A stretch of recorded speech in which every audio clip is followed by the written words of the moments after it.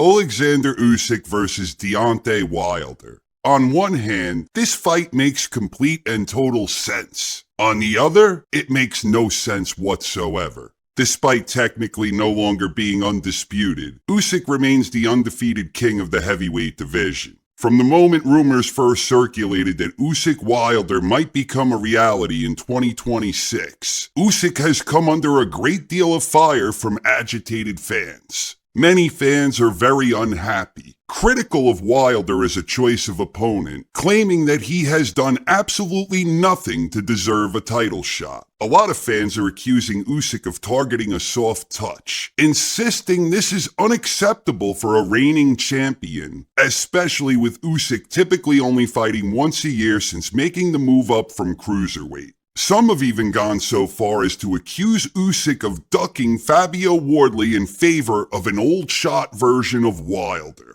These criticisms, while harsh, are not without some merit. It is true that Uайлдера has done very little to earn a title shot. Indeed, Uайлдера only has one victory in his last 3 fights, and that victory came in his most recent bout against Tyrell Herndon. In fact, in the last almost 6 years, Uайлдера only has 2 wins with 4 losses. Criticisms about Usyk's general lack of activity are likewise valid. Usik made the jump to heavyweight in 2019, and he had just the 1 fight that year, and 1 fight every year since, with the lone exception being 2024, and that year he had 2 fights. Both of them against Tyson Fury, the man who incidentally defeated Uайлdera in their epic era-defining trilogy. So in terms of Usik wanting to face Uайлdera, the criticisms do have merit. As for Usik ducking Fabio Wardley, I'm not really seeing it that way. Would a win over Wardley mean more than a win over Uайлdera? Right now, I tend to think it probably would. But that might not necessarily be true 20 years from now, when we have a clearer picture of the history now unfolding.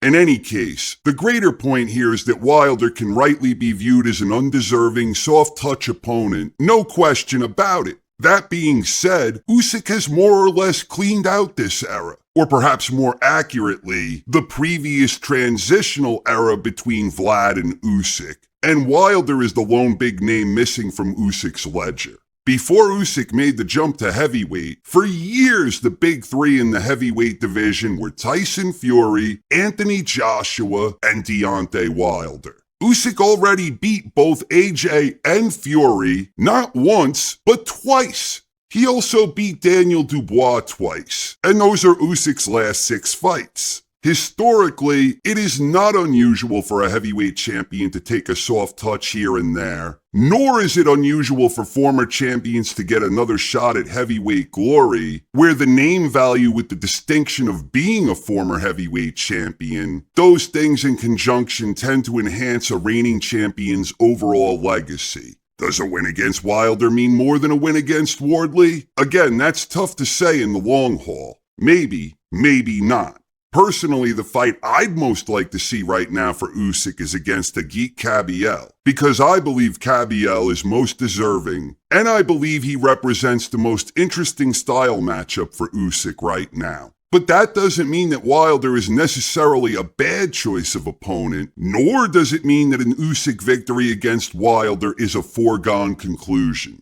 The last 2 times we saw Uайлdera in against elite-level heavyweights, he did not look good and he did not perform well. Uайлdera seemed to be having a lot of difficulty pulling the trigger in his fight against Joseph Parker. Uайлdera was unable to create the type of openings he was known for when he was a long-reigning WBC heavyweight champion. Parker was able to utilize subtle movement to offset Uайлdera's rhythm, where he was never able to find any big openings to exploit with his devastating power. Parker did not land a whole lot himself, but he was consistently doing at least just a little more in each and every round where he pitched a virtual shutout, and he even managed to have Uайлdera badly hurt and wobbled at one point later in the fight, where it almost looked as if Uайлdera was ready to go. In the end, Parker won wide and he made it look easy. Uайлdera did not look a whole lot better when he faced Big Bang Jong in his very next fight.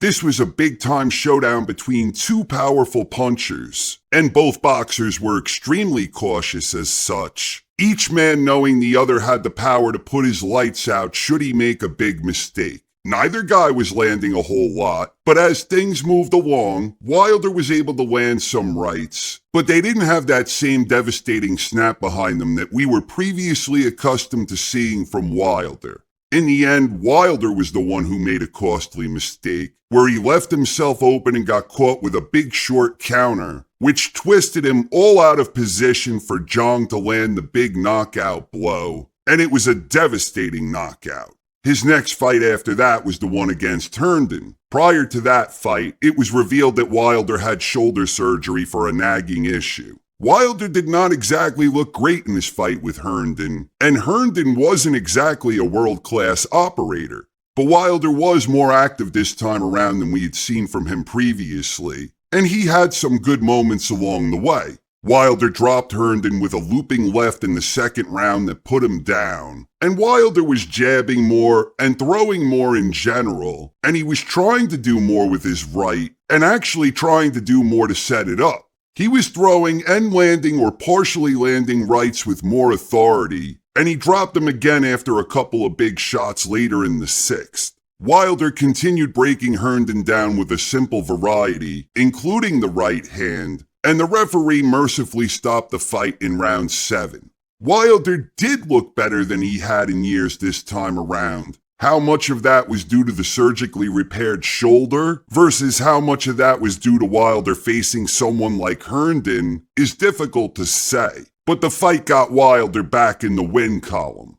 Look, make no mistake about it, Usik is the rightful favorite going in, and for damn good reason. Usik isn't just the favorite, he's a big favorite in this one. Wilder has never looked the same since losing his trilogy against Fury, and last time out in his rematch against Dubois, Usik was truly firing on all cylinders, thoroughly outclassing Dubois in every facet of the game before scoring the dramatic highlight reel 5th round knockout.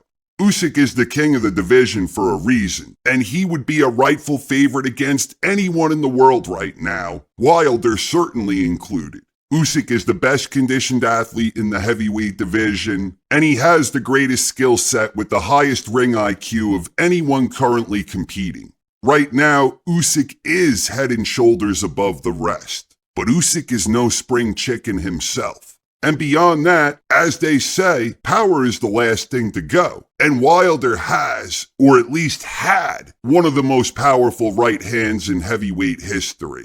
Wilder was never the most technically skilled or gifted prize fighter, but he made up for it with good fighting instinct and an unorthodox, unpredictable means of finding ways to deliver and land that nuclear right. And with Usik being a southpaw, southpaws are most vulnerable to a good straight right.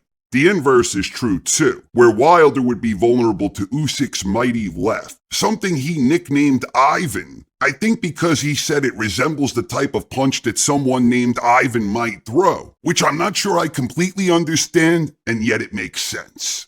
With Usyk's great abundance of skills and smarts, one would think he'd be able to drill the mark with Ivan before Wilder could land the nuclear right, because Usik never provides foes with a whole lot of wide openings to begin with. But the interesting thing when you look back at Wilder's losses against Parker and Zhang is that, despite being badly outclassed in both fights, Wilder really doesn't get hit a whole lot. His lack of fundamentals make him more unpredictable, which make him more dangerous, and his power means you have to respect that right hand, and those things alone make him a trickier target than you might otherwise think.